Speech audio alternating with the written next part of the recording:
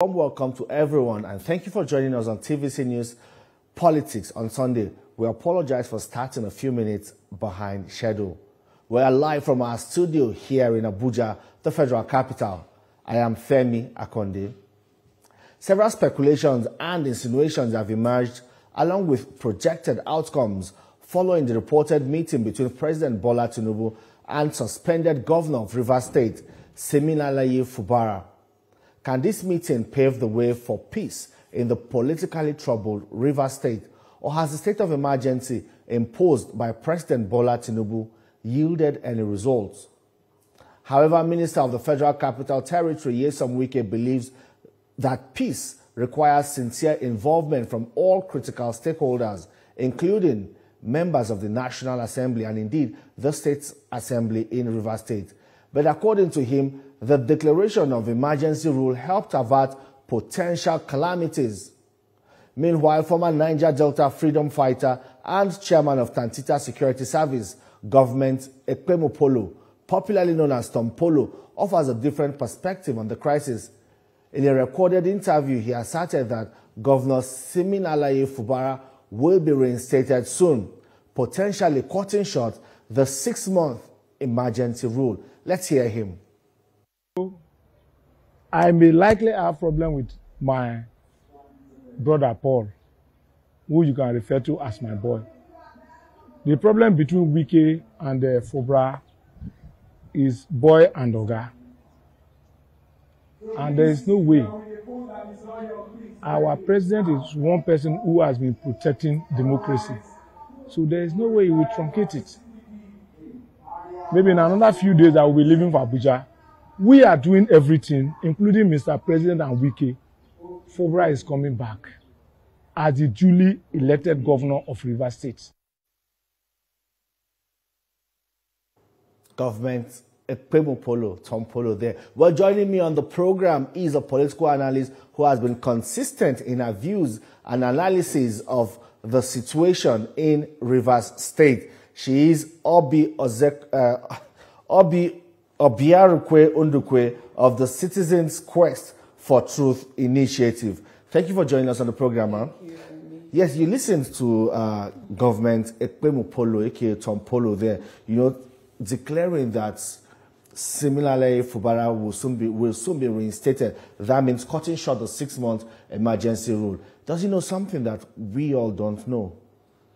Everybody has their own, they're entitled to their own opinion, and then like you said, it's also possible he knows some things that we may not know. But the truth is that I don't think that Fubara, the president had suspended his government because he's going to be, remain out of government forever. No. The emergency rule was for the first 6 months. And of course, if we achieve the purpose for that, shorter than the time, that's still fine. But beyond rhetorics, beyond what people think, I think there are real issues, whether you like it or not. On both sides, I'm sure a lot of lessons have been learned. And so the reconciliation process we are looking at is not something that is going to be like, a fast food kind of thing, because there were real issues, long before now. This thing started almost like two weeks, after the inauguration of the governor. But unfortunately, many people didn't know until after some months. So they are going to sit down.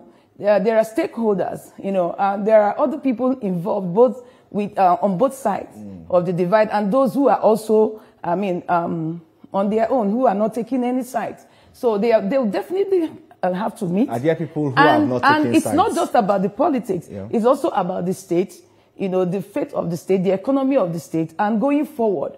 Because looking at the whole situation, whether you like it or not, it has also taken the state backwards. So they will need to sit down and then, come up with a strategic framework or something that was, workable. Because, the minister of the FCT, gave some conditions for before peace can be achieved in the state. He said people from both sides will have to sit down, to still talk. But you said there are people, and it seems in this conflict, there's hardly anybody who is neutral. It's either you're on this side of the Fubara of Fubara's camp, or you're on the Wike side? Well, when I refer to those who are neutral, it's not like people don't take side, but there are persons who have not been talking.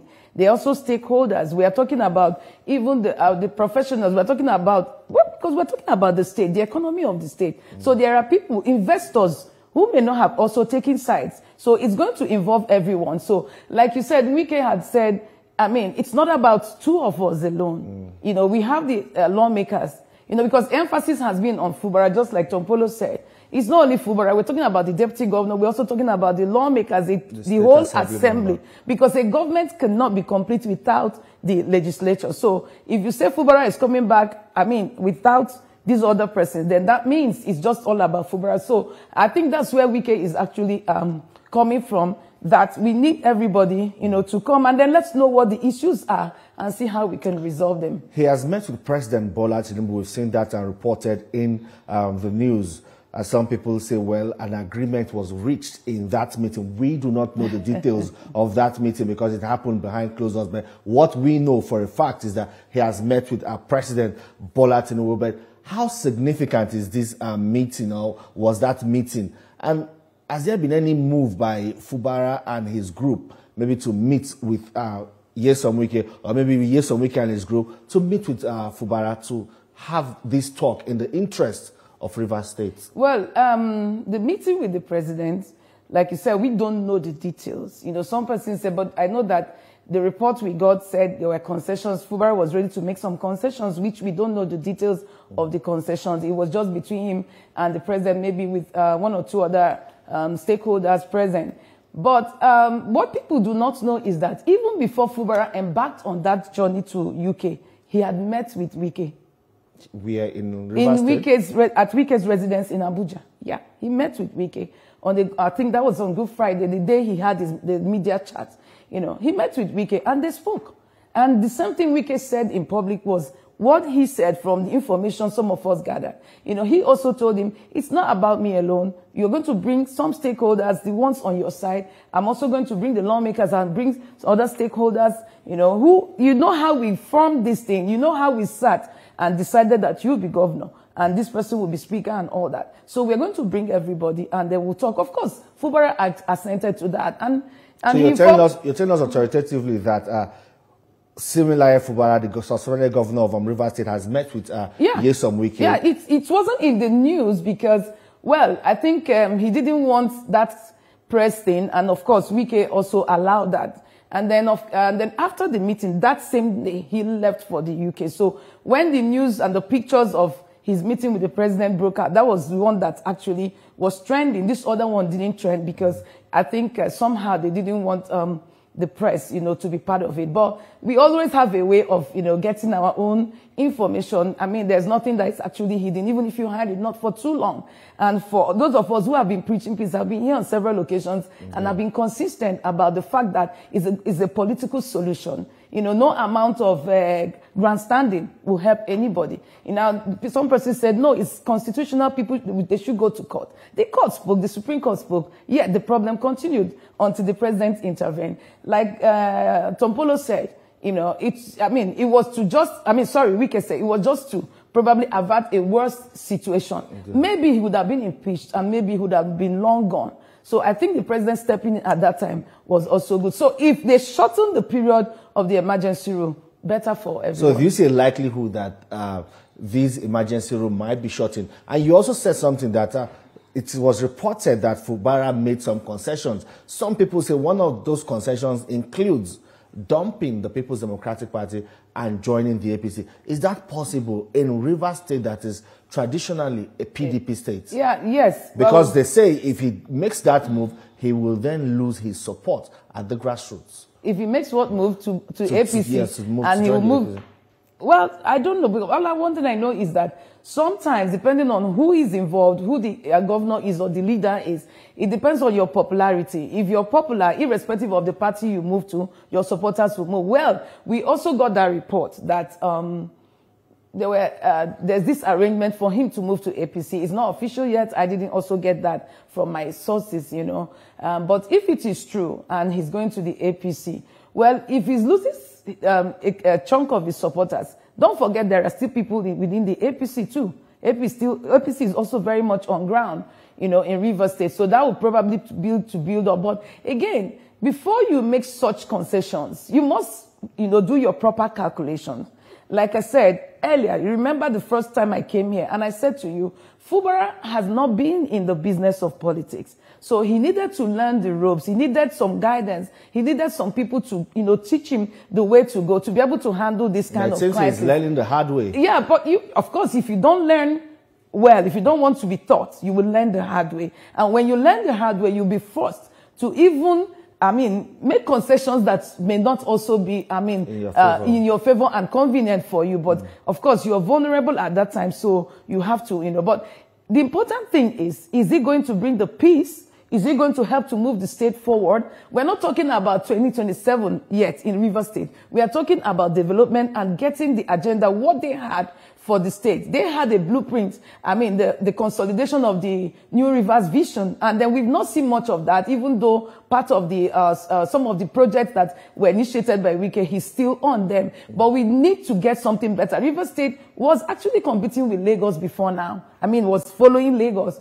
So, but now it's like, Rivers State has taken a back seat, so they need to also do something to be able to, you know, cover up what they have lost. So I think that for the concessions and for moving to APC, we don't know. Maybe in a few in weeks to come, it will be clearer. And if he's going to the APC, well, it depends on what he's promised.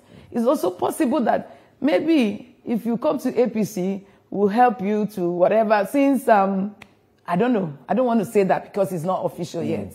But you know, Wike has said and continues to insist that it's not about him and Fubara. Yeah. It's about, you know, a larger group of people, the State Assembly, even members of the National Assembly from Rivers State who are also, you know, caught in the crossfire, different groups, politicians, religious leaders, traditional leaders. But do you think all of these groups, beyond Wike and Fubara, do you think they are disposed to finding a political solution to this conflict? Because you know, when there was an attempt to find a political solution, it was also reported that some of these groups influenced either Governor Fubara or Governor Wike to further, you know,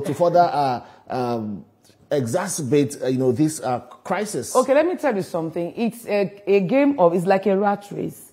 You know, it's a spiritual dance.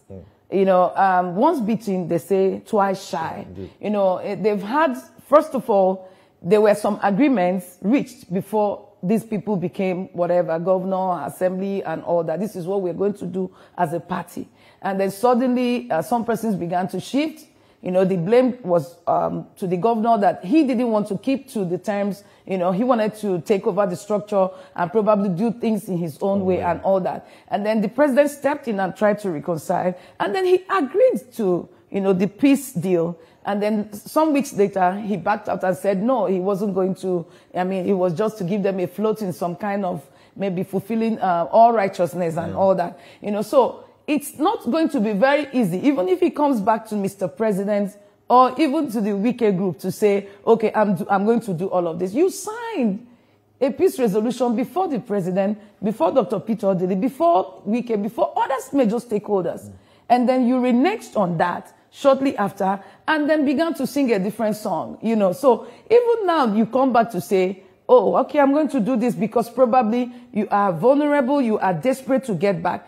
The other party will also be very careful. You know, it's like what our people say, when you want to dine with the devil, you have to lose a long spoon because they don't trust you anymore. Your word is not your bond. So he needs to convince them that this time around, he's not going to play to the gallery. He's going to stick to whatever they agree. And I don't think that what has happened, the other party will be sticking to something that will be difficult for anybody. I think they now know that the state needs to move forward. So everybody has to be careful. So on Fubara's part, he needs to really convince them that he's for real this time around. But, you know, for the House of Assembly members, they also bore the brunt of this conflict. They were not recognized by Governor Fubara. Their allocations was withheld, and several salaries and all that, and several kind of ill treatment meted to them.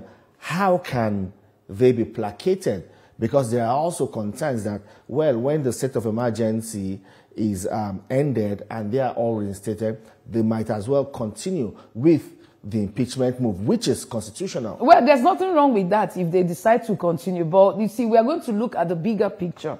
And that's why some persons are calling for a reconciliation committee where some of these things will be addressed. The governor needs to know that, yes, there were serious constitutional breaches, which you committed, and they are all impeachable offenses. Okay? So it was, in fact, the Supreme Court was short of even saying, remove him and all that. Yeah. So he needs to be told that maybe he didn't understand, the seriousness of the matter, and maybe those who were advising him were downplaying things. So he needs to be told, that's why I said there will be other stakeholders who may not be, who may not have taken sides. We need some the legal luminaries who will be there to let him know that this, that. And if we continue on this, the assembly has every right to go ahead and impeach. But again, it's politics we are playing. We are even seeing it happen. People go on TV, abuse one another, and the next day you see them. Did anybody believe that a Fubara will go to visit Wike and sit down, and after talking, pleading, and all the cry and all the this, and they shared some bottles of drink together?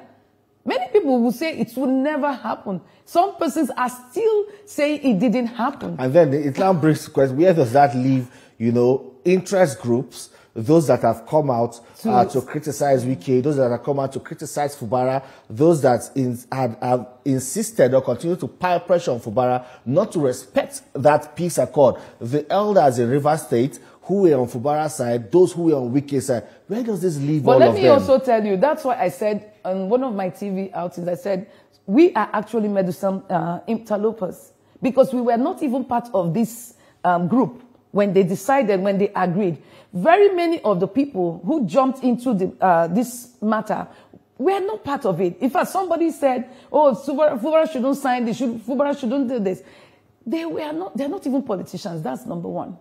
The people you're talking about. Two, some are just fast food kind of groups that they set up to be part of whatever and get whatever. If you're ready to sponsor, people will come around. But in the real sense of it, those who were part of it, I know that the orderlies were there. Yeah. And Wike, of course, demanded that they will also be part of the meeting. I know that Chief Ferdinand Anabraba was there, Chief Sergeant Awuse, Osidio Koja, and the rest of them. Of the meetings? No, before now, when they agreed on who will go where, who will get what ticket and all that. So it's their internal affair. So I think that by the time they do this, every other person will, it's either you want to join them, if you can't beat them, you join them, or you walk away. So you can't tell Fubara not to go for peace. Nobody should do that at this time. That would be unfair and unreasonable. At least let him go there and then see how he can, complete his, at least first tenure before we talk about the second tenure. And then, of course, make amends. And then,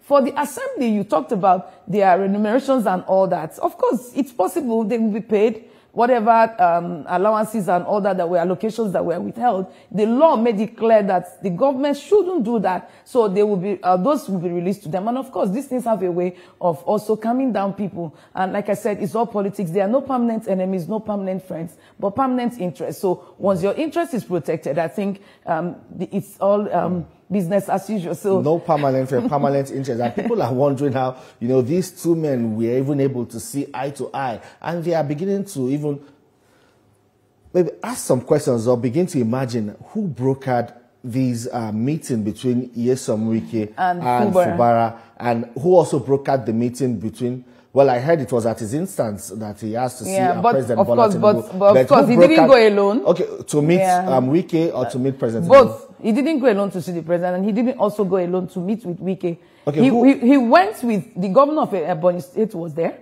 The governor of Ogun State, Dapo Abiodun was there. And then the former governor of Ogun State, Olusegun Osoba, was there.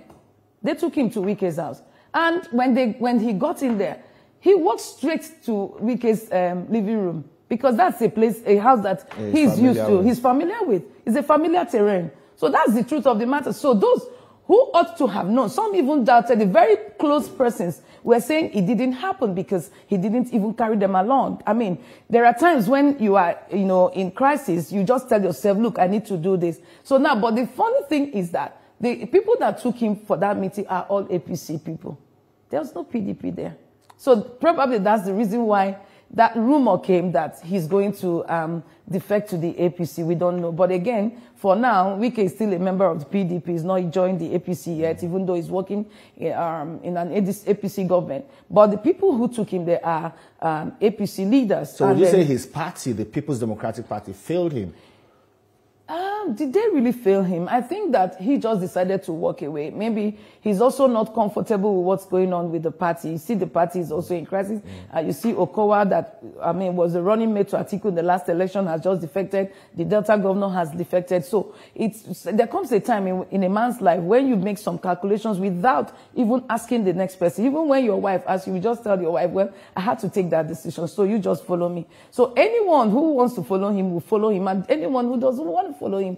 But let me tell you something, no matter the reconciliation, there's a lot of sacrifices are going to be made. Some persons will be sacrificed, some persons will walk away after now. By the time he returns, you may be surprised to see that the government, a lot of persons will leave and new persons will come. But of course, there's no vacuum in government. When people go, people come in, and then, services are also rendered. So what people want to see is that Rivers State moves forward. The president, I'm sure, also wants to see that peace returns and then the state moves forward. There's a lot to be discussed beyond politics. There's a lot to be discussed beyond their personal gains and whatever they want. We're talking about the economy of the state. We're talking about developing the seaports. We're talking about having quality, investors coming in. Let the investors believe that, nothing will happen, because the moment the emergency rule was, put in place, and IBAS came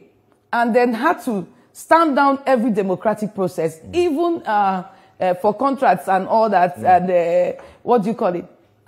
Any investor, will feel 10 threatened. seconds, 10 seconds before we go. Has this emergency rule achieved much? Well, for me, there has been the desired, there has been relative peace. Purpose. At least we didn't see any more of those destruction of the national assets, the pumping of the pipelines and all that. It doesn't mean that boys are still not doing some little stuff, but that's frequency which we saw the destruction. That thing was. We've also seen protests, and protests against the emergency. But the truth is that protests, even those who are protesting, sometimes they don't even know the reason why they are just probably hired to just do the bidding of those who call them. Yeah, otherwise, are they not still going to school? Are they not going to church? Are they not going to the market? Is anybody threatening them? It's still the same thing. The issues are beyond the people on the street. These issues are, first, the national asset. That's where people get it wrong. When they say the president had no right. And they didn't remember that national assets, the oil pipelines, were being destroyed in quick succession.